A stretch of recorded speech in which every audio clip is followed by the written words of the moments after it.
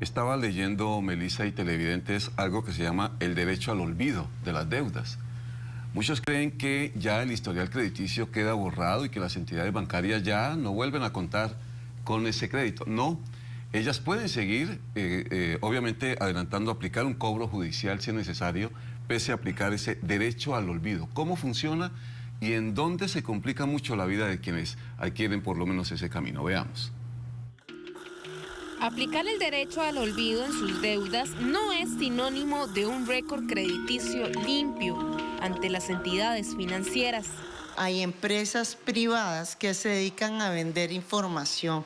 En muchas ocasiones vulneran la ley de protección de datos y vienen a señalarle o a explicarle, informarle a las entidades financieras, bancarias o cooperativas que esa persona tiene procesos de cobros judiciales.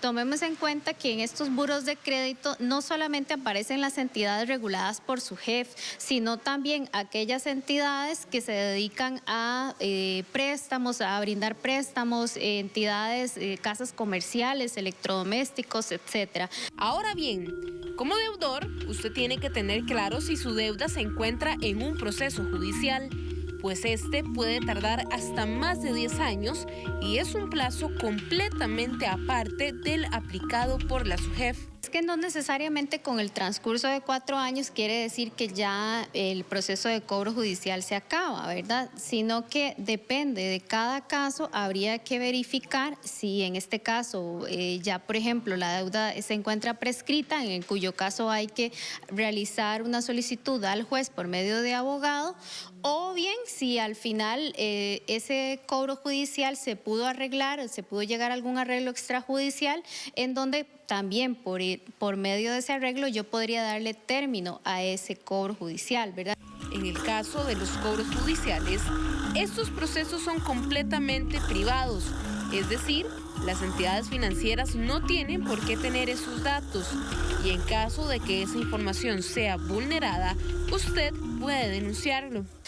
La persona afectada puede ir a la Oficina de Protección de Datos de los Habitantes, que es una oficina pública en donde puede hacer valer sus derechos, porque esa información es confidencial y nadie la tiene que tener si no la autoriza la persona interesada. Para que esa información deje de aparecer en esas entidades, yo debo comunicarme directamente con esas empresas que manejan mis datos y solicitar que se suprima la información. ¿Puede la entidad financiera cobrarle su deuda aunque ante la SUGEF ya no exista? Sí, una cosa, un tema, un aspecto es la calificación del deudor por el comportamiento histórico de pago en sus obligaciones dinerarias y otro tema importante es el derecho del acreedor a cobrar ese préstamo de dinero. El acreedor tiene derecho mientras no esté prescrito y podría interrumpir la prescripción año a año liquidando los intereses en la vía judicial dentro de un proceso de cobro judicial. Entonces no son plazos que van de la mano. Es muy diferente el derecho al olvido en relación a la calificación del deudor y otro tema es el derecho del acreedor a cobrar una obligación dineraria aún no pagada. Tenga claro que, aunque la mancha crediticia ya no exista ante la SUGEF, esta sí baja su calificación como deudor, por lo cual las entidades financieras podrían negarle en un futuro un crédito cuando lo requiera.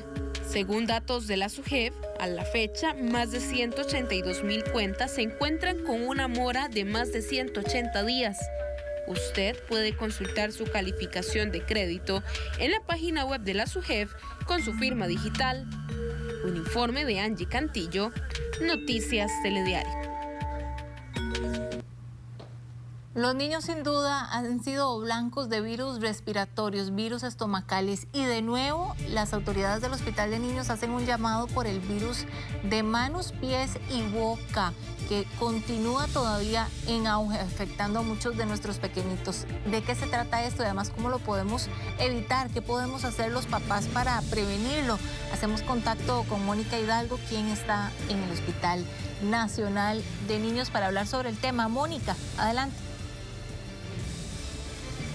Buenos días, Melissa, gusto en saludarla a usted, a los amigos televidentes. Durante las últimas semanas hay padres de familia que han venido a consultar sobre un brote que se les está dando a los pequeños de la casa, que es en las manos, en los pies y en la boca. Esto es un tipo de enfermedad que muchos padres desconocen y muchas veces causa también algún tipo de susto, ¿verdad?, entre los mismos miembros de la casa.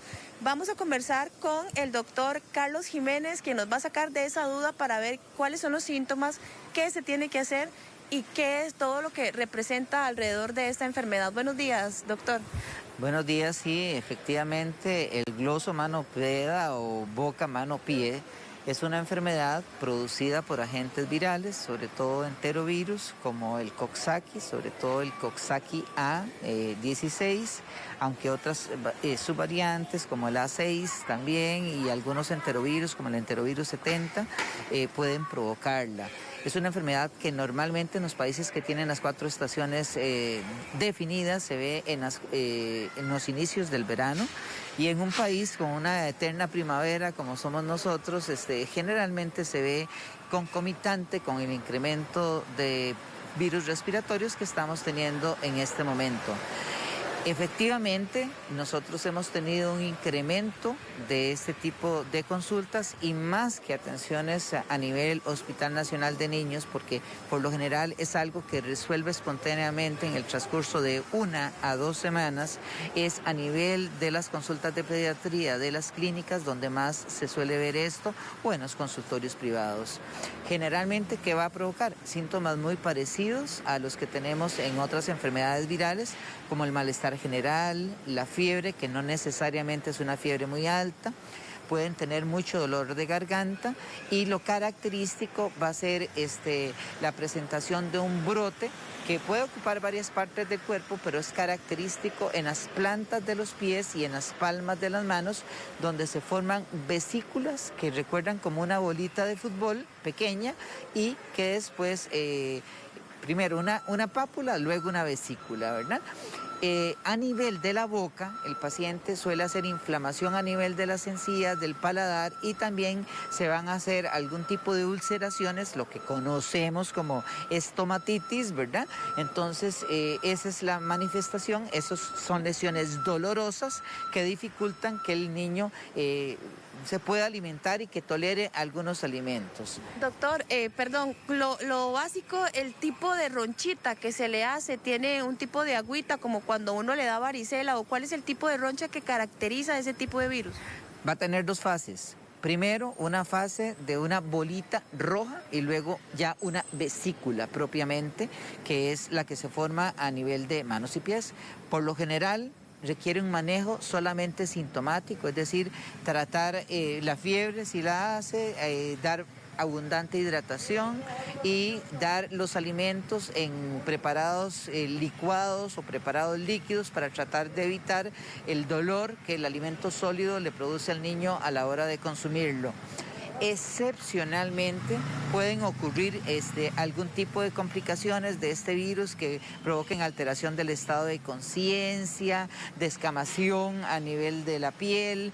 También excepcionalmente 2 o 3 semanas posteriores a haber sufrido esto, se le pueden caer las uñas de las manos, de los dedos de las manos a los menores, y son síntomas que están descritos que pueden ocurrir luego de la enfermedad. Muy pocos casos van a requerir de hospitalización porque pueden, dentro de esas alteraciones de sensorio que mencioné, hacer cuadros neurológicos que requieran hospitalizar. Cuando el niño presenta, digamos, fiebre, ¿al cuánto tiempo después empiezan a aparecer esos brotes? Generalmente después de la fiebre, más o menos en 48, 72 horas puede aparecer. La incubación más o menos es entre 5 y 7 días y los síntomas pueden durar de 1 a 2 semanas. ¿Por qué se produce ese tipo de virus, doctor? ¿Es algo que tal vez está en la superficie, ellos se tocan, se meten las manitas a la boca? ¿Por qué se produce? El mecanismo de contaminación es similar al de otras enfermedades infectocontagiosas, como hemos estado hablando en los últimos 2 años y medio. En realidad son gotas que pueden estar en el ambiente, que me pueden caer a mi boca, pueden ser también que yo toco una superficie que está contaminada y me toco la boca sin lavarme las manos, o me toco la cara y me puedo contaminar. Puede ser una persona que estornude y yo no ando una barrera de protección y eso me puede también contaminar. Entonces, insistimos, las medidas de higiene y, por ejemplo, un utensilio que no usábamos antes, como la mascarilla, podría generarnos protección sí, solo si tengamos una buena higiene, sobre todo de manos. Doctor, estas ronchitas por lo general pueden generar algún tipo de picor que ellos tengan que rascarse o por lo general nada más aparecen sin ningún malestar.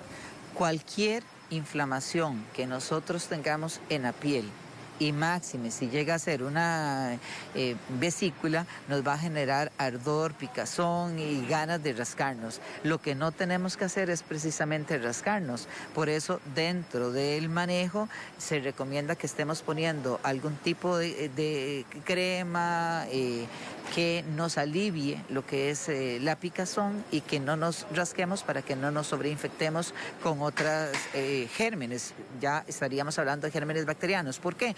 Porque la piel y las mucosas a nivel de boca, piel a nivel de todo el cuerpo, son la primer barrera de defensa que tiene nuestro organismo. Si nosotros alteramos, rascándonos, haciéndonos microheridas, esa primer barrera de defensa, quedamos expuestos a sobreinfectarnos de otros gérmenes. ¿Edades más vulnerables en este momento para ese tipo de enfermedad? Generalmente es en menores de 5 años. Sin embargo, post-COVID estamos describiendo o encontrando descripciones de casos en niños preescolares y escolares y también en adultos. Esto probablemente es parte de esa brecha inmunológica que nosotros hemos venido hablando para virus respiratorio y para enterovirus como es este. Muchísimas gracias, doctor, por aclararnos todas esas dudas, sobre todo a los que tenemos niños pequeños. Recuerde, muy importante seguir con todas las medidas de protección, el cubrebocas, el lavado de manos y a cuidar a los más pequeños de la casa para evitar y más enfermedades que puedan llegar a alterar sus sistemas y tengan que venir a dar a una sala de emergencias. Compañeros, ustedes continúan con más, un reporte de Mónica Hidalgo para Noticias Telediario. Gracias, Mónica, y efectivamente, como bien lo decía el doctor, es además súper contagioso, entonces también como papás evitemos enviarlos a los centros educativos si ya empezamos a notar algunos de los síntomas. Muchísimas gracias.